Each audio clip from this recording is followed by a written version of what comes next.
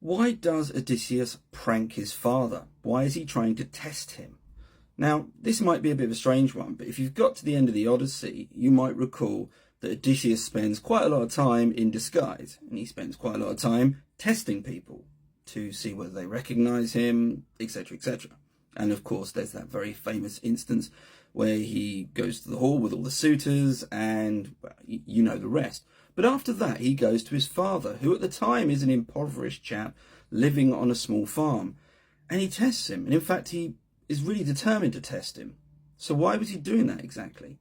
Well, there's an argument that I read a few years ago, and it makes a lot more sense when you think of it in a slightly different way. And actually, you can use this argument to look at the other instances where he's testing people, and it's a really good argument. It gives a whole different perspective to things. Apologies if we already know this, but it's to do with symbolism. So when he's looking at his father and trying to test him, he's not really his father. His father is a symbol of the elders of Ithaca, that is to say, some form of body politic. Perhaps they were an advisory committee or something like that, but they had political influence, they're important.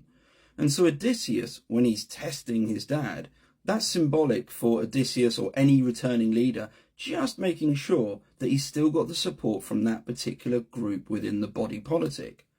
And when you then take that argument, or rather take that perspective and start throwing it around with the other examples, it makes even more sense. For example, with the case of Penelope, he's kind of testing her because he wants to make sure that things within his own family group are good, that nothing's gone wrong. Likewise, his nurse, the sort of household that would support the returning king. Okay, you've got the whole thing with the suitors. That's slightly separate because you know full well they're not supporting him. And also there's a narrative device in play here. The suitors have to be really mean to him in order for you to really want him to beat them. Interestingly, there is one individual who recognises Odysseus through his disguise, and that is one of the saddest things in all of Homer. That's the recognition scene with Argus, his dog, who is in a very, very bad state. And I got to say, every time I read that, it kind of gets me. You know, I can read all the other people, all of the other horrific things that happen, but that dog, yeah, it gets me in the feels big time.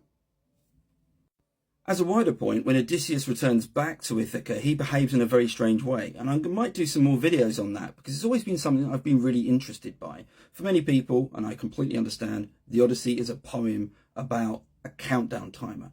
It's about Odysseus getting back in time with lots of dramatic tension. However, when he does get back, there's a lot of weird stuff that goes on and a really quite bizarre ending. But anyway, I'll try and get to those in a few more videos. But if you've got any comments or questions, and if you just want to take some time to think about Argus, I completely understand.